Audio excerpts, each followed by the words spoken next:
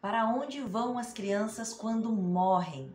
Algumas doutrinas antigas diziam que elas iam para o limbo, que não era nem um céu, nem um inferno, porque não fizeram nem boas nem más ações. Mas as doutrinas reencarnacionistas, a doutrina espírita, as doutrinas espiritualistas, dentre elas o hinduísmo, o budismo, nós acreditamos na reencarnação, na lei de causa e efeito, na construção de karma positivo e negativo.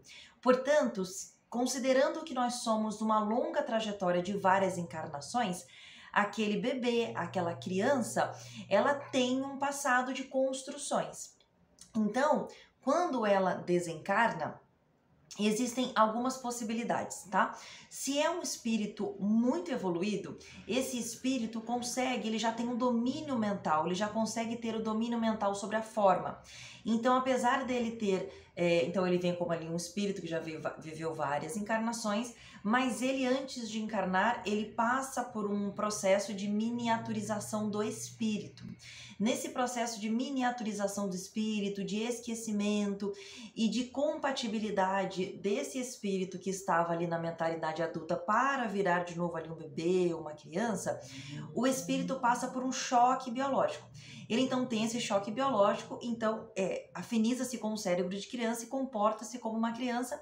E aí quando ele desencarna, se existe então esse primeiro caso, que ele é muito evoluído, tão logo ele tem o desenlace do corpo físico, sendo ele um espírito que já domina a mente sobre a forma, ele consegue razoavelmente rápido retornar à sua identificação com o padrão já cognitivo adulto, e aí toma a sua forma de adulto, provavelmente da última encarnação, e segue então a sua jornada no plano espiritual. Mas a maior parte dos espíritos não tem ainda esse domínio mental tão grande. Então o que acontece é que, quando acontece tudo isso que eu falei para vocês, que passa pela miniaturização do espírito, que passa por esse choque biológico, essa identificação com esse cérebro de criança, etc, etc, assim que esse espírito desencarna como criança, ele continua no plano espiritual totalmente identificado com o raciocínio, totalmente identificado com aquela configuração de ser uma criança.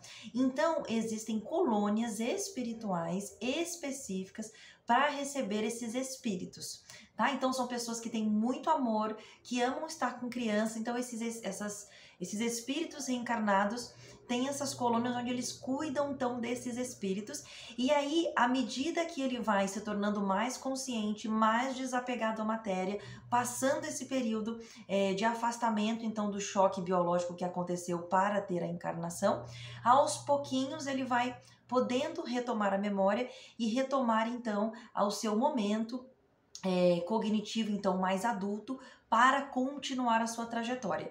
Uns vão demorar mais ou menos tempo de acordo com a sua elevação moral, espiritual, de acordo com os seus karmas passados, porque aquela criança muitas vezes ela desencarna muito jovem, justamente por uma questão kármica.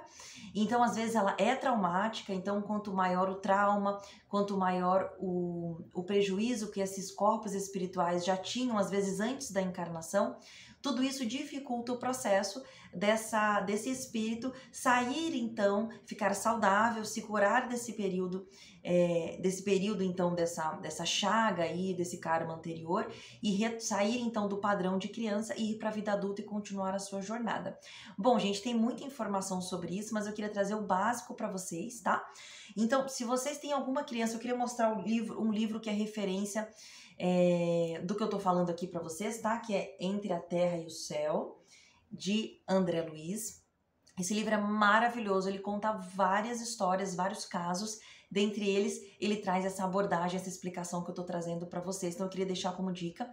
E se você tem na sua família alguém que desencarnou mais cedo, né? Alguém que desencarnou criança, ou você conhece alguém, não deixe de fazer suas orações, porque é muito do que tem sido dito. Quando eles estão nessa colônia espiritual, para serem tratados como criança, até ficarem melhores e poderem seguir, as orações dos familiares, não aquele choro de saudade com apego, de revolta por ter acontecido isso, mas aquela oração desejando bem, aquele amor desprendido faz muito bem para esse espírito, tá? Então as lembranças, tanto que nesse caso que depois eu vou contar para vocês em outro vídeo, eles citam que somente a irmãzinha lembrava dele e mandava orações de amor que tinham um efeito curativo. Os pais, infelizmente, não estavam bem, não estavam conseguindo fazer isso. Então, é um papel muito importante a gente fazer isso pelas crianças que partem cedo. E não tenham revolta nos seus corações, tudo tem um motivo. A gente tem uma longa trajetória em que algumas vidas são muito longas e algumas vidas são curtas, por motivos que a gente não tem a possibilidade de compreender nesse momento, porque a gente tem o esquecimento entre uma vida e outra, para que a gente não carregue culpas e vícios comportamentais tão fortemente de uma vida para outra. Então, o esquecimento é para nos ajudar. Mas no momento certo, nós vamos entender todo o porquê. Nenhuma folha cai do céu sem a permissão do universo e tudo respeita a lei de causa e efeito. Então, nada é injusto, nada é impróprio, tudo está dentro de um grande planejamento, dentro, na verdade, de uma grande dinâmica dessas leis universais de ação e reação. E a gente vai entender no momento oportuno. Então, enquanto isso, a gente precisa estudar cada vez mais sobre espiritualidade, cada vez mais sobre os casos, para nutrir o nosso cérebro de conhecimento sobre a nossa mente, de como funciona, de como são as leis universais e, ao mesmo tempo, nutrir no coração a fé. Porque muitas coisas a gente precisa, para manter o amor, para manter a esperança, a gente vai precisar de fé no coração. Porque nem tudo a gente consegue pela mente, pelo cérebro.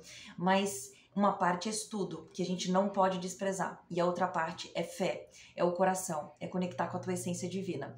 A gente vai falar mais ferramentas sobre isso nos próximos vídeos. Até!